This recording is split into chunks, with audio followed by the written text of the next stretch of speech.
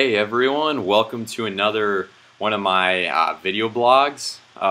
Something pretty sweet happened and I realized that I hadn't posted for a little while, so I was like, this is a good time, let's do this. So basically, as you can see in the title, this is called The Power of Prayer. I decided to kind of start labeling my videos a little differently so you can kind of get a glimpse of what it'll be about, and if you want to go back to earlier ones, you'll remember, oh yeah, prayer had something to do with prayer, and then you'll be able to find it. And kind of stole it from this book, but Power of Personal Prayer. But this is a good book. It's one of my YWAM books that I read during my DTS. Kind of came to mind, and it seemed pretty fitting.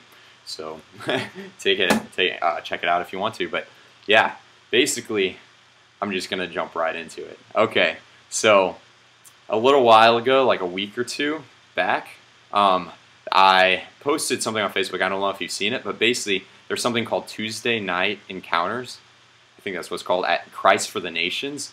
And basically they have some worship, and then they have different speakers come in and just speak. And it's mainly meant for like the students that are attending Christ for the Nations, but they also welcome any kind of just public, anyone to come and to join in. So I decided to go to that because a little bit, like I think this was a week before it was happening or something, I saw that Mattie Montgomery was speaking there. And I don't know if you know who Mattie Montgomery is, but he's the lead vocalist of For Today. It's this awesome Christian metal band that I am in love with. And he is a huge role model for me. Like, I love Mattie Montgomery. I watched like all of his videos on YouTube and try to stay in touch, watch his Facebook page, all these things. I've probably seen about every video posted by him and other people of him. And he's just really awesome. I had seen him in concert like quite a few times, like I don't know, like 4 times or something. And I'd seen him preach from the stage and stuff, but usually it's just kind of like thrown in like with music and stuff, which was super powerful. So I'm like, man, if he had like an hour and a half to go at it just preaching, like I'm so there.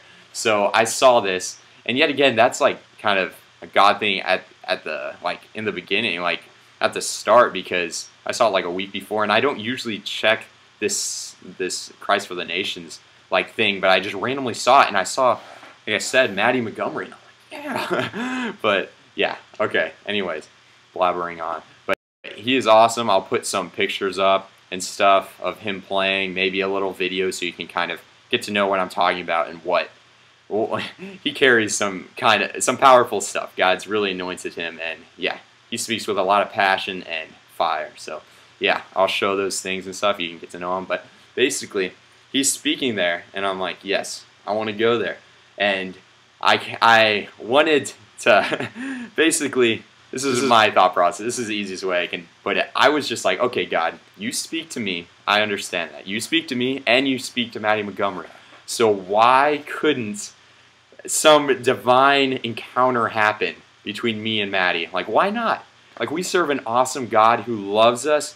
He is our Abba. He is our Father. You know, he's a personal, like he's daddy to us. You know, why not?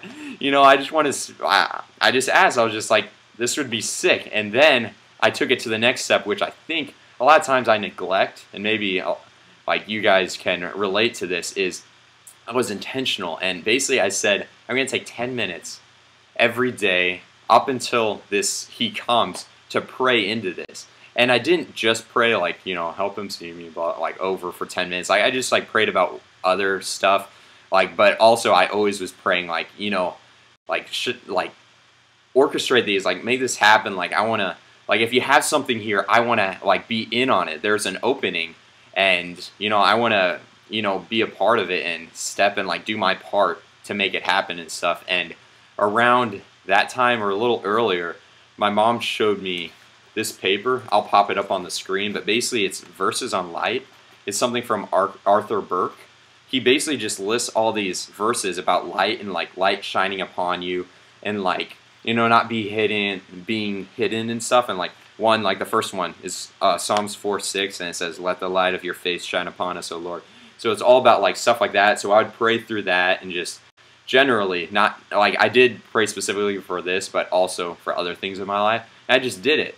So I prayed for that, prayed for other things, 10 minutes every day, being intentional. And so obviously when the day came, I was like, I was excited, but you know, you sometimes second guess and you're like, yeah, I did all this stuff, but you know, like, but now I'm gonna try harder not to when you see what happens. But basically, I go, I show up, worship is awesome. He walks up, man, he's just going at it hard core and just like, man, he is just so good. Like, it was so convicting and stuff. And basically he did like an altar call, not for like salvation, but basically he was just talking about like how you have to lay everything down and give it all for Christ, and you're not supposed to hold on to these things. Every area of your life you need to give over, and I just felt really convicted of that. And so I went up, and I'm not usually like a super emotional guy, like I am, I guess, but I don't usually show it, or it just doesn't, like, I don't try to hide it, it just doesn't. But man, I am like, yikes, God was, I don't know what he was doing, but I was tearing up a little bit, quite a bit, not a little bit. But yeah, so I was just going there, getting everything. Oh man, it was super crazy. And I'm up there with all these different people. We're just like the stage, like here's Mattie, and we're like all around here, you know, and we're just like going at it, praying. He's preaching, and I'm just going there, and all I remember is I'm standing there, like my 2 feet, whatever, standing here, and then here are the stages up here, and I just see these feet like walk down the stairs, and I'm like, whoa. And I noticed that Mattie had stopped talking, and I just like look up with like tears in my eyes. I see Mattie just right by me. He's just praying for me, just going at it, like speaking in tongues. He just, like, he was just preaching, and then he just walks down on stage, just goes right to me and just starts going at it. And immediately I just like, oh my goodness, I haven't like cried or broke down that I don't know how long. But it was so good, like, oh man, I could just sense God's love so powerfully in that moment. Like, it was just flooding over me, like, oh, I can't explain it. I cannot, I had to, like, I want to make this video and stuff, but in, like, preparation for this video, I'm like, man, how am I going to explain this? It is so powerful. I don't know if I can communicate this, but this is my attempt to. But it was just, like, God, super big download of love, faith, all that stuff, that all this lined up and happened. And so he's praying for me, speaking in tongues for a little while, and I'm just like, you know, soaking it all in. And then all of a sudden, you know, he's done, and he just walks right back up on stage and keeps going. I was like, what? Like, I figure, like, I mean, this could be sweet, but if he like came down and prayed for like everyone down on the row or something, or that's just what he does. No, he came literally specifically for me, and he prayed for me and went back. And I was like, I don't know what he was thinking or anything, but I wouldn't be surprised if God, he saw me and God was like, go pray for him specifically, go pray. And I don't know if he understood. He probably just did it because that's what Mattie does too. And but man, this is so good. It's like, this is the God we serve. This is the God who wants to do these things for his kids. But like, what are these? There are some verses I was looking up, like, yeah, Matthew 7:7, ask and it will be given to you. Seek and you will find. Knock and it will be opened to you. Oh man, a lot of times I think the problem is we're not going to the Father for these things. We're not talking to him. We don't even have faith for it. And obviously you have to like ask for good things. I know, you know what I mean? Don't just ask for something like superficial or something. Like, make sure it's what God wants or something, you know, like, you know, God, please give me $1 million, like something, maybe it's in his will, but you know what I mean? There's kind of a line.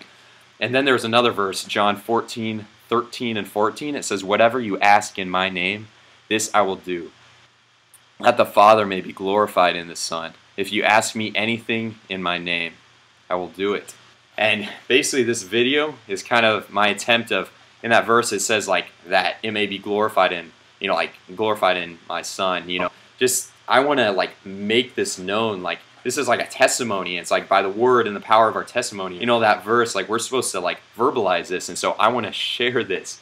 I want to share this cool experience and celebrate, you know, my God and what he's doing. And so after I got to actually talk to him, there was like a big line of people to talk to him. And another weird thing, I got in line like as soon as whatever I could, but there were still a lot of people in front of me, and I was actually the last person to talk to him.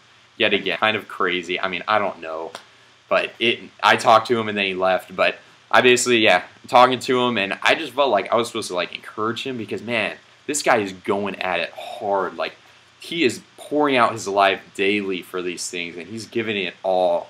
And like he said, he like preached 7 days consecutively up until that time or somewhere around that.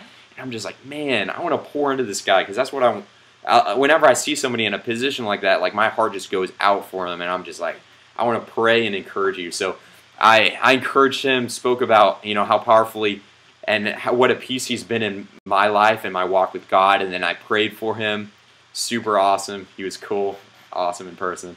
But yeah, so that's just kind of a short little glimpse of what happened. It was really cool. If you have any other questions or want to talk, like always, call me, text me, Facebook me, whatever. I'd love to talk more or hear about what you're, you know, going through. But then I also thought this would be a cool thing. Leave your videos with a question. So my question today is, what do you need to believe God for? What in your life do you need to have faith in to go to God, diligently pray and ask for? Because He will meet you. This is testimony. This is proof of it. It can happen. And I'm speaking to myself as much as I'm speaking to you. I don't want to ever act like I'm preaching to somebody. If I am, I'm preaching to myself as well, because this awesome thing happened, but I need to continue to walk in this. So, yeah, thank you so much for watching. I appreciate it a lot. I'll keep posting videos and stuff. Yeah, so stay tuned. Thanks for watching. For those of you that have never seen us before, and even for those of you that have seen us before, you need to know something, and I feel like bands throw around the title Christian a lot. Bands drop the name of Jesus from stage a lot. Hold on. But I need you to know that every single man standing on this stage will go to our grave swearing that that man called Jesus of Nazareth that they put to death in Jerusalem is alive, he's alive, he's alive, and he still changes lives today. We don't worship some theological concept. We don't worship a book. We don't worship a religion. We follow a king. His name is Jesus, and he's alive, and he's able to save.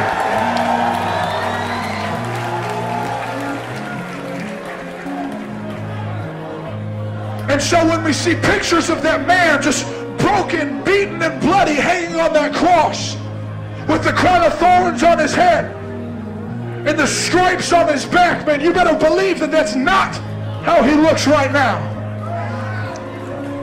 You better believe that that's not how he's going to look the next time you see him, regardless of what you believe. And so, I come here to say that Jesus Christ himself walked into hell, and he walked into death, and he broke the chains, and he came back to life again for anybody.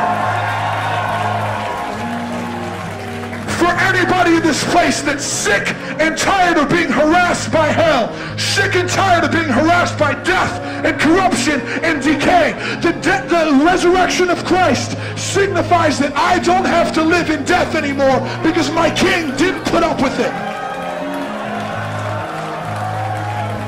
So we come to this place not looking for perfect people.